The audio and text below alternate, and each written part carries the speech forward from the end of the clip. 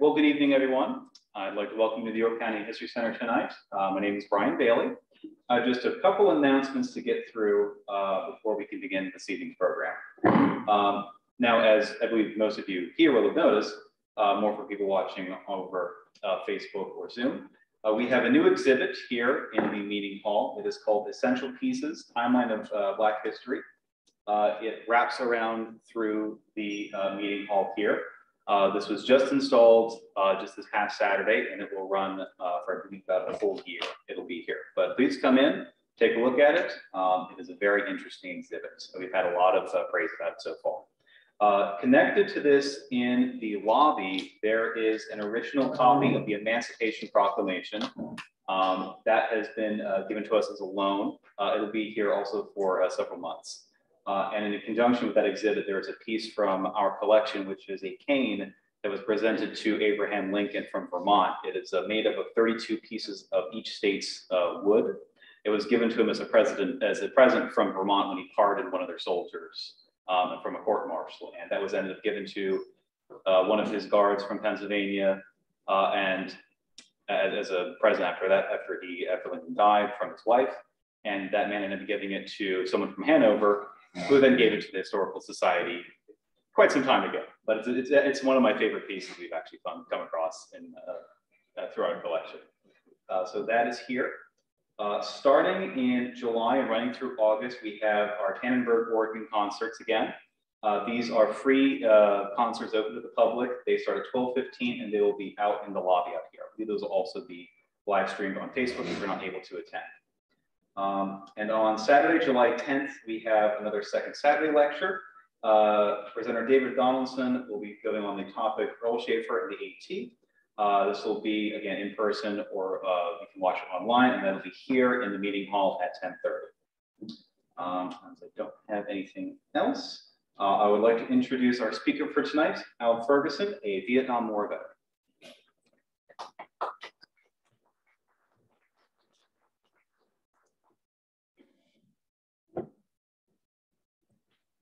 Well, thank all of you for coming out tonight. I appreciate you taking the time to come and listen to my story as a Vietnam veteran and the years following my service in Vietnam.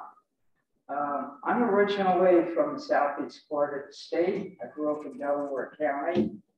I graduated from high school in June of 1965.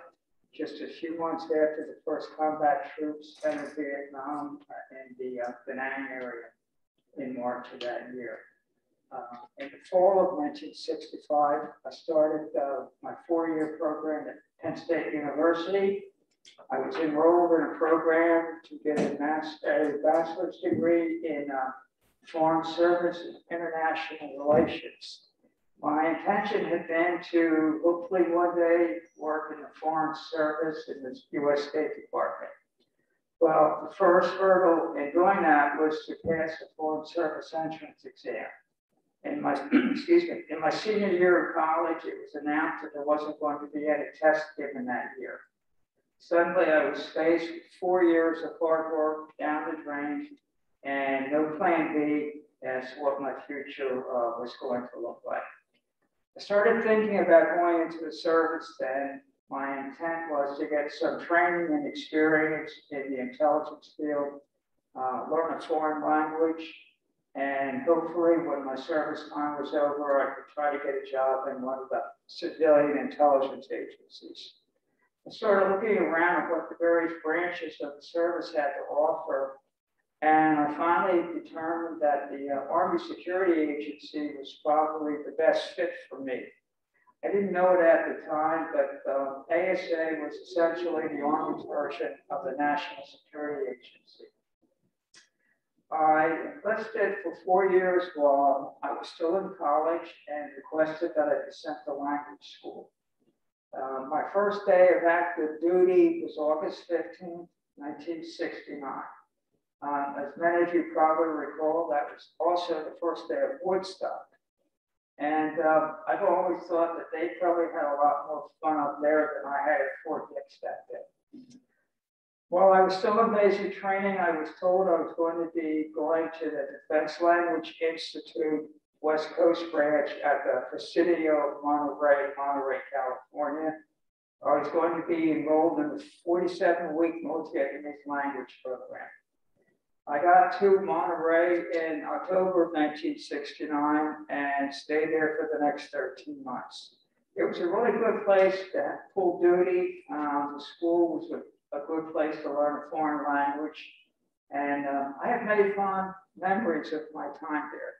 But my most vivid is a bit more somber than most of them were. One weekend, everybody on base had an extra duty day to help get the Presidio ready for a base-wide inspection. The guys in my barracks were sent out to help clean the headquarters building. There was one room there that had all of these big wooden plaques, and they had little brass plates attached to them. I took a look at them, and they had the names of previous graduates of the school who had gone to Vietnam and been killed there. But what really caught my eye were all the active ones, just waiting for the next tank to become available. That really stuck with me for all of these years. At the end of my training program in North Vietnamese, I went on to Goodfellow Air Force Base in San Angelo, Texas, to learn my MOS. I was going to be a voice intercept operator. Basically, the job meant I'd be listening in on DC and NVA voice communications. Some of it would have been them talking to each other in the clear. Some of it would have been coded.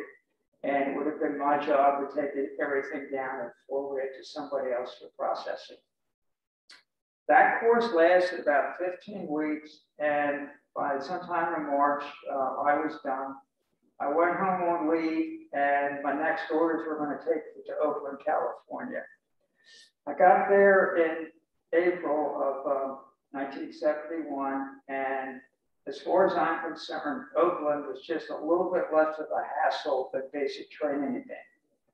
There were lots of formations, there were lots of work details, and they kept you moving all the time. I've always thought it was their intention to keep you so busy you didn't have time to think about where you were going next. After a few days, that finally came to an end. We were loaded up on buses and taken to Travis Air Force Base. And then we had our flight to Vietnam. I was still with a lot of the guys I'd started out with at language school. So the ride over wasn't that bad. But it was a long flight. I'd never been on an airplane that long in my life. We landed at Bien Hoa, and the ASA guys were put on a separate bus and taken to the ASA transit barracks at Long Minh. Now, in Vietnam, ASA operated under a cover designation as the 509th Radio Research Group. After a day or so at Long Minh, we moved to the ASA's headquarters at Davis Station near Thompson Road Air Base for our initial processing into Vietnam. 2 days later, we all began to go our separate ways. There were different ASA were over there radio research battalions in various parts of the country. I went further north to Nha Trang with the 313th Radio Research Battalion. And from there, I was assigned to the 328th Radio Research Company at Chu Lai.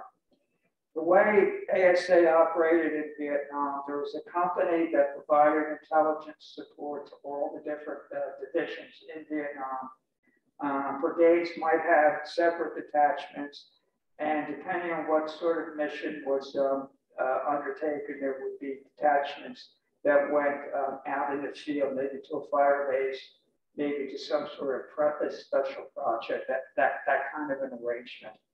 When I got to Chu Lai, I was told I was not going to be working my MOS. Instead, I was going to be assigned to be strictly a translator, excuse me, in the company's main operations building in the company area at Chu Lai. Basically, what that meant was I would be getting DC and NVA traffic. I would translate it from Vietnamese to English and type up a verbatim translation, and that was essentially the raw material that went into building the intelligence information used by the different military echelons in Vietnam. Most of what I worked on were things that we called rights reports. They were all of the things that any military has to do. Messages about food, people who needed medicine, resupply issues, everything you need to keep an army in the field, that was a rights report. Occasionally, there were other reports that were called after action reports, where a VC unit or an NBA unit would report on the results of a mission or an operation that they'd undertaken. Even more rare were the reports about upcoming missions and operations. It was one of those that stayed with me the most over the last 50-some years. One morning I translated a message. One unit was reporting to another about a mission that was going to take place that night. They had identified two sisters who were actually agents working for the South Vietnamese government, and they were going to go out and pick them up that evening. I had no idea what their fate really was, and I know I'm never going to. But over the years, I've wondered sometimes if there had been any possibility that a warning could have gotten to them to make them aware about what was going to happen and give them a chance to escape. And if that information had been available, would there have been any inclination to even alert them to what was going to happen to them? As I said, it stayed with me all these years, and I suppose it will as long as I'm alive. It really has made quite an impression on me all this time. During that year, I started out on the day shift at July. Eventually, I moved to the night shift, the 11 to 7 shift. And I guess it was late summer, early fall, I'm 85. And that turned out to be as far as I was going to go during my military career. Sometime in October, the American Division stood down and returned to the United States with two of its combat brigades, the 11th and the 198th. Originally, America had covered the three lower provinces in I-4, Quang Ngai, Quang Thanh, and Quang Nam. After the reorganization, the 196 went up to Da Nang to provide security to the air base there. The Chu Lai base was going to be turned over to the Army for whatever use they cared to make of it. Shortly after we got to Da Nang, a monster typhoon hit that part of the country. It's called Typhoon Esther. If you ever want further information, there are websites about it with lots of detail about just how bad it was. I was still working nights when it hit. I went to work and it was raining. I got off the next morning, went back to my hooch to sleep, and it was raining even harder. Sometime, I guess it was late morning, early afternoon, I woke up with rain hitting me in the face. The wind had gotten so bad by then that the rain was coming in sideways into the hooches. I got up, I looked out, the first thing I saw was a hooch across from me disintegrate. The walls blew out, and the roof came down in one piece and pancaked from the floor below. I figured I needed to find some place a little safer, so I put everything I had into my foot locker, pushed it under my rack, and put on my helmet and flak jacket, and went looking for a spot that was a little drier and a little safer. There was an old building up the road. The story was it had been an ammo bunker built by the French during the French Indochina Wars. Pretty solid looking place. So I went in there. A lot of guys were already there by then. We just hunkered down for the night. The storm blew out overnight, and the next day we came out and looked around. The company area was gone. There wasn't a stick left. And for as far as you could see, almost every other building in that area had suffered the same fate. Fortunately for us, the eye storm passed over Chu Lai, which was almost 50 miles to the south. And I read one time that something like 75% of the buildings there were destroyed. And even though we were a little further north, it didn't get quite the same blow. It really did a job on us into that. We spent the next few days putting the camp back together by ourselves. There wouldn't have been enough engineers or contractors in the world to put that place back together, so we did it by ourselves. What really kind of made it even worse for me in particular was that was the week I was supposed to go on Arnold Bank on. I never did get a chance to reschedule. Later that year, I started thinking about what I should do. I was getting closer and closer to the end of my 12 months in Vietnam. So I finally decided to put in for an extension, 6 months. And my thinking went along these lines. I liked what I was doing. I was okay at what I was doing. And Da Nang was a good place to be if you had to be in Vietnam.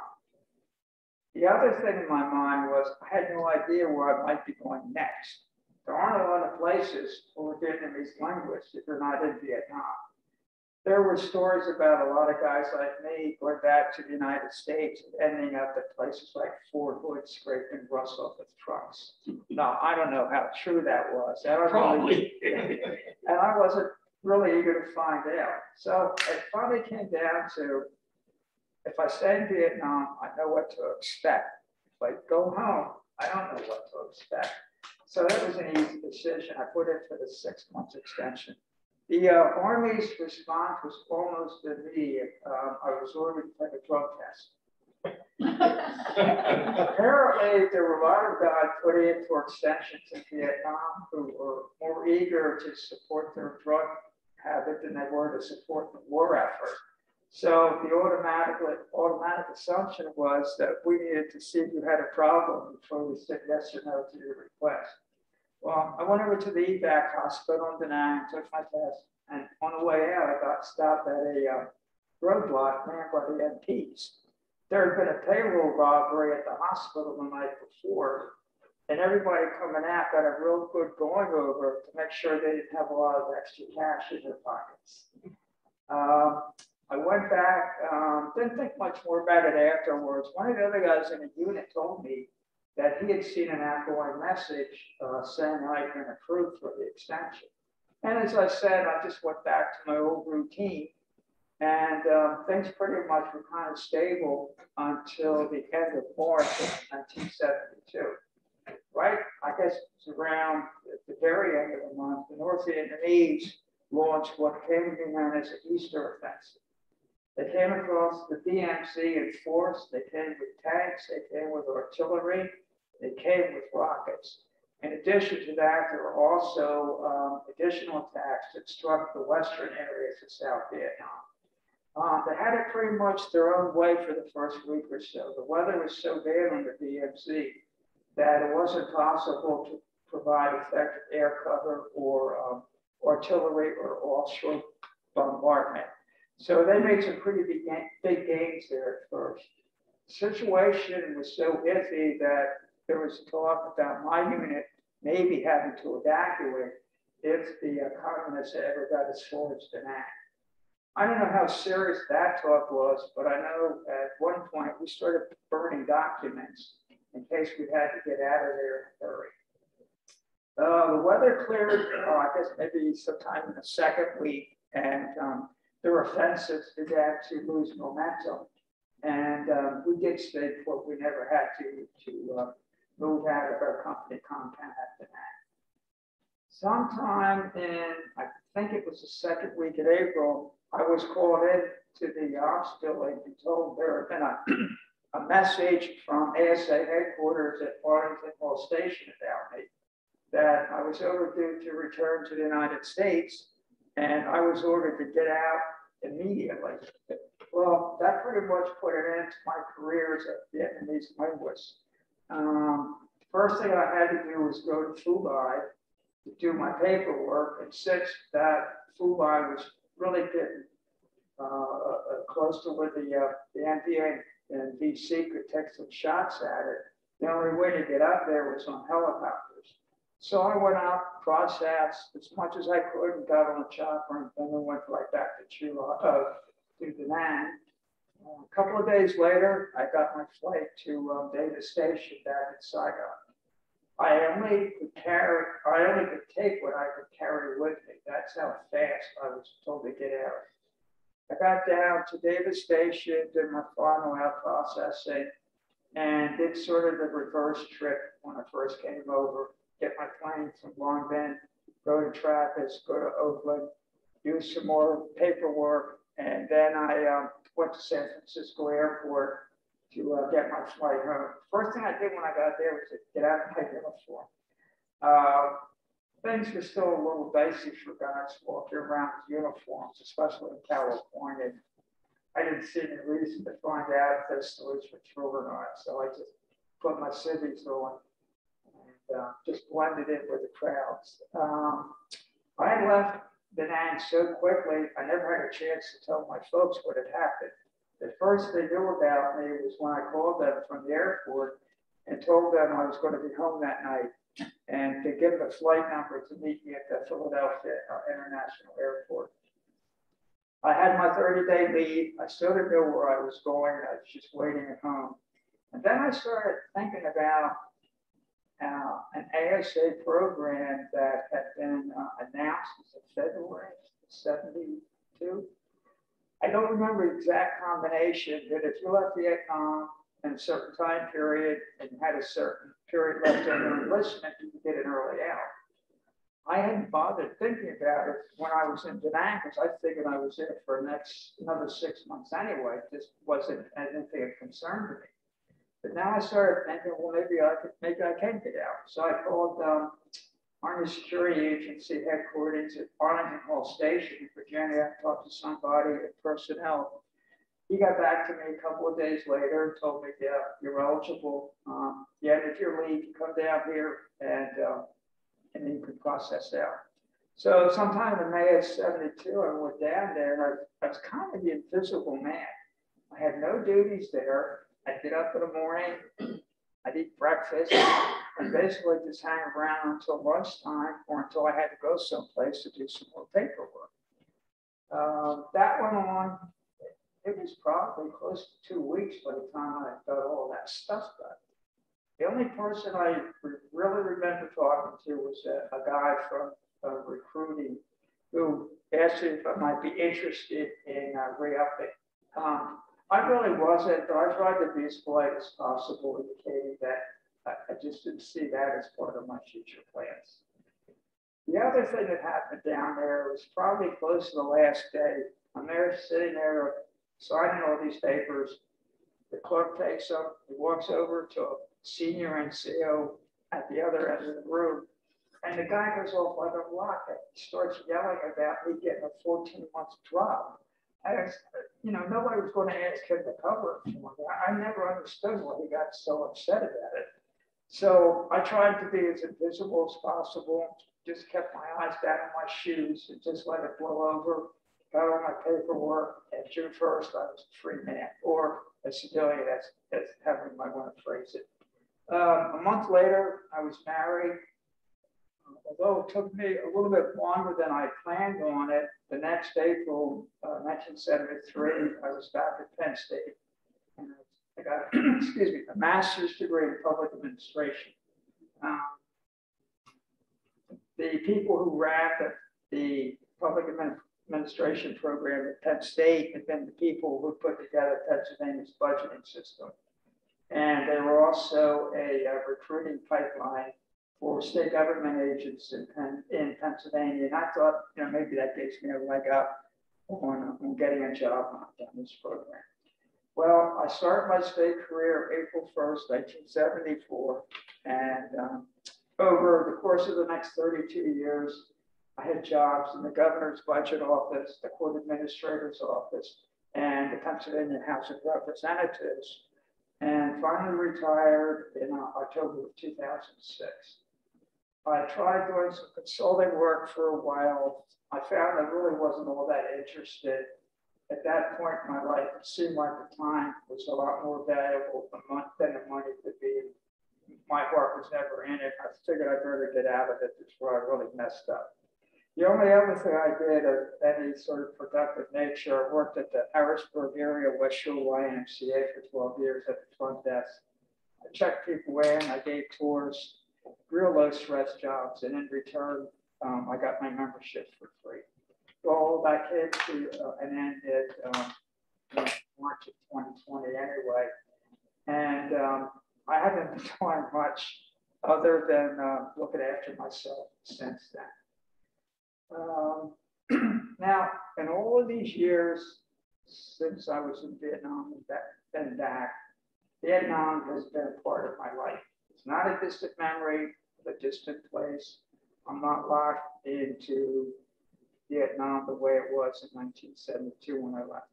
And that's because of my wife. She's Vietnamese. We met at Chu Lai. She came to this country about 2 months after I got back. We were married in my parents' living room by a district justice. His name was George Washington. That's no joke. That was his name. We've lived in this part of Pennsylvania since 1974. Starting in 1995, we began taking trips back to Vietnam to spend time with her family. First trip was obviously the most memorable. It had been 20-some years since I'd been there last. Vietnam was a changed place, obviously, but it was still in pretty bad shape. Infrastructure was almost non-existent. People didn't really have many cash-paying jobs. They were still doing a lot of farming and fishing and picking vegetables and fruit off the trees, that kind of thing.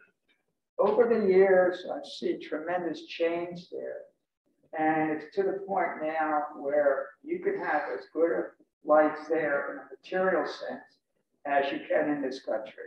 That's, I'm not exaggerating that. The way they've progressed in all those years, especially after probably about 2002, when the old communist leadership began dying off, and the people who followed that were not as doctrinaire and came up with an idea they called the new economy. And even though it's a communist state and they don't tolerate any dissent of any sort, they do embrace aspects of the market economy.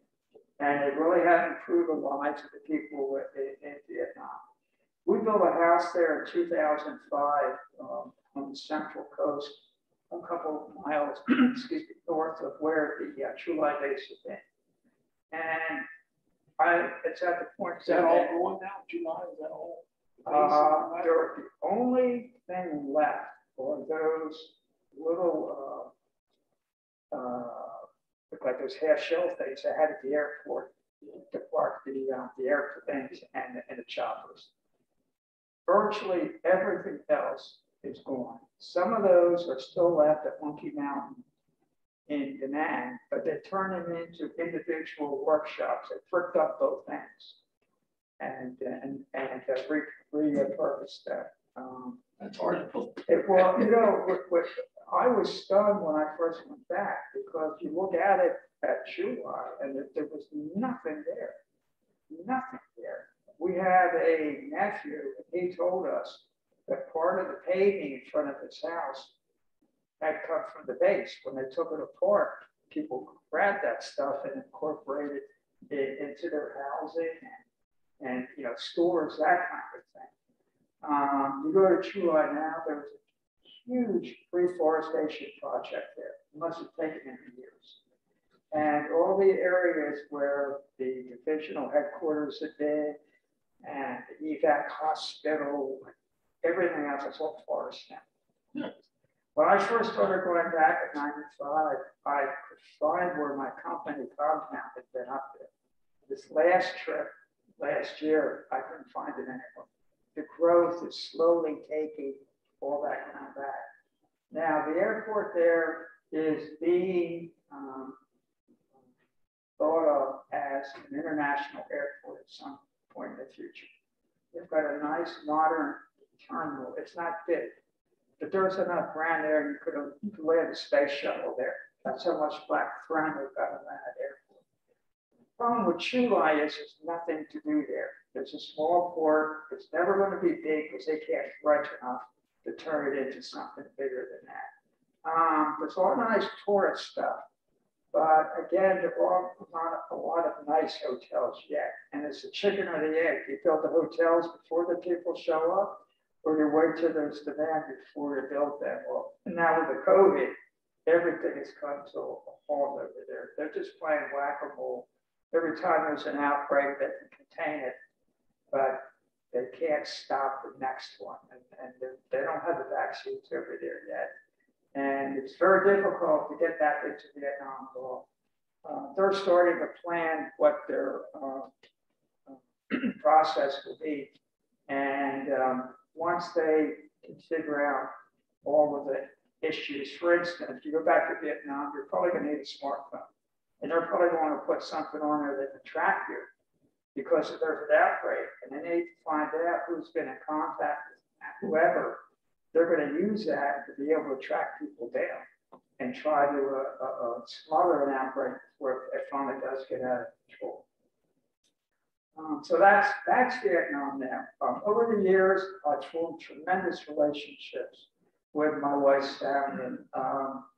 I don't think of them as her family. I think of them as our family. And we've watched some of the kids grow up, and they've got good lives now. They've got good futures. And that's what Vietnam didn't seem to have when I first went back in 1995. But it's truly remarkable, and I really feel good for them that they've got a future over there now. You know, it may not be the government that we like, it may not do things the way we like, but it's better than it was. And materially, I think they will keep advancing. What happens to them politically, who knows? I mean, it's up to them, frankly, not anybody else. The other hold that Vietnam has on me is through my friends who were at my company in Vietnam. We started having reunions back in 1999. Every 2 years, we get together someplace around the country. But we probably won't have any more since the last one in 2017 for a variety of reasons. Excuse me. There's a smaller group of us but we do get together. We've gone to 3 or 4 places since the big reunion stopped. And it's a way to reconnect with guys that I knew. It's a way to meet guys I never knew. And we've been able to get people who were in the company every year there was a company, and all of the attachments that were put together to put the company together when it was first formed in 1968. After it was Task Force Oregon, then when that was over, that was replaced with the AmeriCal division. And there were some people in our reunions who had been there in 1966 when the 196th Light Infantry Brigade first came over. So it's been a good mix. It's been a good way to stay in touch with people that I got something in common with that very few people have. And I always look forward to getting together with these guys, become very close to some of them. Well, I guess I'll just try to sum up what all this means to me. And I've come to see Vietnam as one of those pivotal moments in my life. When I first went there, it's just been over 50 years now. I had no way of knowing just how important it was going to be to me and my future. Well, that's my story. You started to say about building a home in 1995. Pardon? Did you say about building a home Fourth of July in 1995? 2005. 2005? Yes. And you actually lived there for a period of time? Every time we go back for a visit, we'll stay there. That's why we did it. We would go back and we would stay with a brother-in-law. And it was really an imposition because we'd stay 3 weeks or so. And then after I retired, we were able to go back more often. And that would have been even more of an imposition. So we finally, my wife and I talked about it, and we said, well, let's ask them if we could build a house. And her parents had passed away. The house they had owned, which was the center of the ceremonial side of Vietnamese culture, was a wreck. And what we offered was, we'll knock it down, we'll build a place, we'll stay there, and it will be where everybody gathers for Tet and all the memorial services and any other thing else that brings them together. And they agreed to it. The only thing I asked was, I'd like to have it be 2 stories and I'd like to have a balcony, because it literally sits right on the coast. The barrier islands are in front of us. And in those days, it's absolutely gorgeous. It's changed a lot now because of the state of the economy there. You know, there are factories there that were nothing but a farce, things like that. So it has changed, but it's still a lovely place. It really is. And you still own it? Well, we technically don't, legally, we don't own it.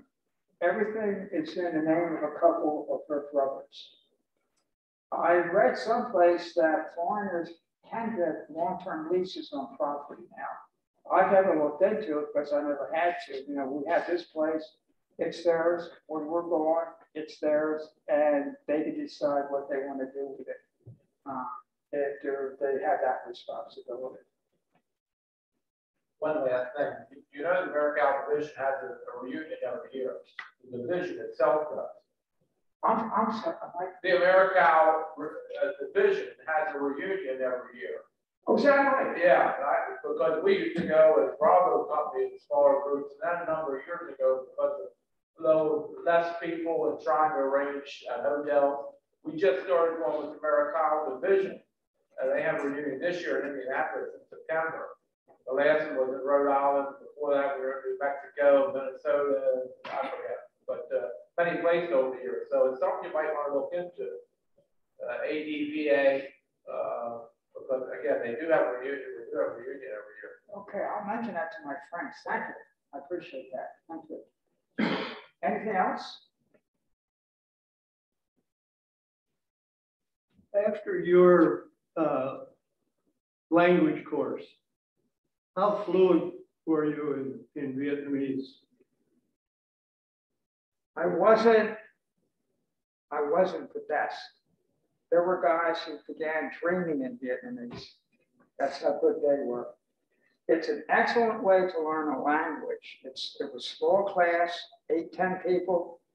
You're in a room that make anybody claustrophobic. That's how tight it was. All the teachers were Vietnamese. 5 days a week. I guess it was probably 8 hours a day, lots of homework. You would actually have tried to flunk out on purpose, because the way they have those classes set up, you can't get away from participation in it. And a lot of quizzes, a lot of tests. They could see how you were progressing, and some guys did flunk out. There's no question about it. I got to the point, my speaking wasn't that great. And that's got more to do with the fact that Vietnamese is a tonal language. And it's really hard to learn to make those sounds when you're 21 years old, as opposed to when you're growing up. In terms of translating, I got to the point where I could correct their spelling mistakes.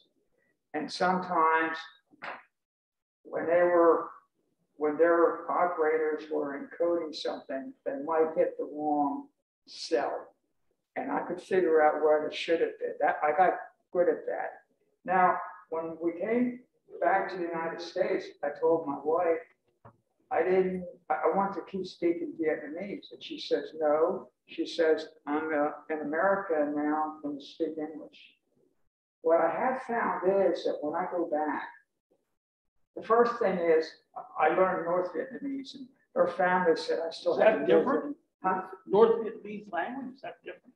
It's more. I never heard that term North Vietnamese language. There's different spelling, there's different pronunciation. When her family first met me, that was what they said. They said I talk like a Northerner.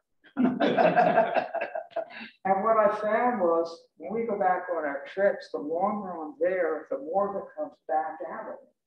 I remember stuff that I hadn't thought about for literally 50 years now. I was good at what I did, but there were some guys who probably knew Vietnamese better than most Vietnamese did. So there was one guy, he was with the first ASA unit that went in Vietnam in 1961. By the time I knew him 10 years later, he was working for NSA doing the same job. And that guy, he was literally a legend amongst Vietnamese linguists. He was amazing. That's how good some of those people were. How does the native Vietnamese view America today? I've only ever had one bad experience in the 26 years we've been going back, and it was my first trip. One guy saw me. I didn't know what he was saying. You could tell he was agitated. But most of the time, people will come up and, I remember I was standing in the store one day and the sales clerk said, "Do you speak Vietnamese?" And I nodded a little bit. And there were kids who would come up and they say, "Would you just talk to us?" Because they wanted to hear a native speaker. And sometimes some of the kids in the families would come over and I would just sit down with them and we'd start talking and I'd read something and they would read it and I'd try to correct their pronunciation. But there is an acceptance of Americans that is probably a little surprising at first, but when you think about it, there are 97 million Vietnamese now. Most of them have no remembrance of the war. So it's something that they read about just like people in this country do. And they really do like Americans. It's genuine. It's not just because they can sell you something. There's a friendliness about the Vietnamese. They're very open and very approachable. The only thing is, don't go to an outside market, one of the big markets, and stand in front of somebody trying to sell something, because you're blocking them from their customers. And I've had a couple of shots in my back for doing that. So there's a limit to how friendly they're going to be when it comes to them not being able to make a sale because you're in the way. Did you run into a lot of other different groups from different countries, other countries? Yeah, there's a place called Hoi An. It's literally an international destination now. And you see people from all over the world. There seem to be a lot of Australians who go there. It's not that long of a trip for them. And I've seen a lot of Europeans there. Chu Lai is a little different. There are very few reasons to go to Chu Lai. If you're a business person, maybe you'll have a reason. But there's no touristy kind of thing to do there. And you go to a place like Da Nang or Hoi An. I haven't been in Saigon since 1998, and I've never been to any of the big resorts along the coast, so I have no idea what it's like down there. I suspect I would see a lot more tourists from around the world than I do in Chu Lai.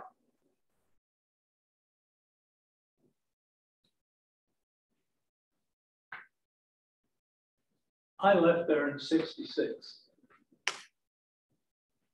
One of the regrets that I have is that I've never attempted to make any contact with some of the civilians that I worked with. Interpreters, nurses. I volunteered in the Da Nang City Hospital. And my question is, if you wanted to make some attempt after this many years to try and find some of those people, how would you go about it? That's tough.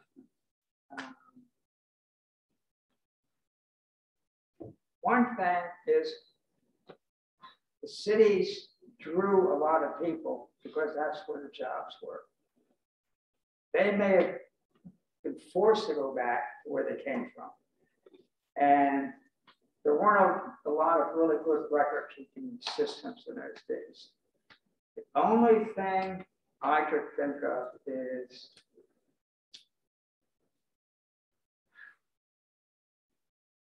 if there's some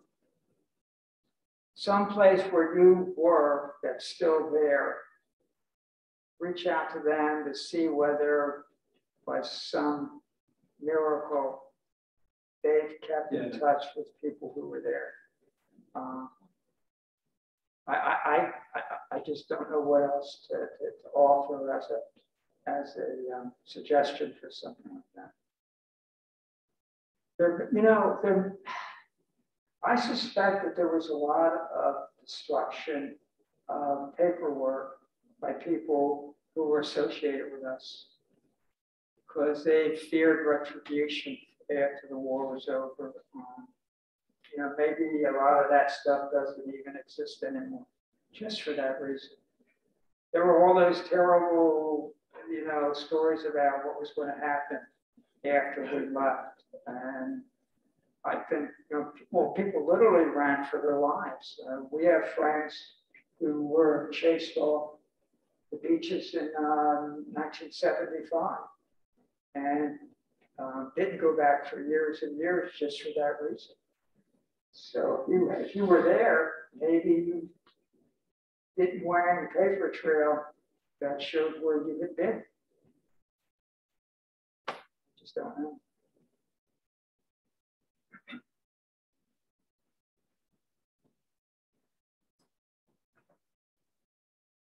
Well, thank you very much. Yeah.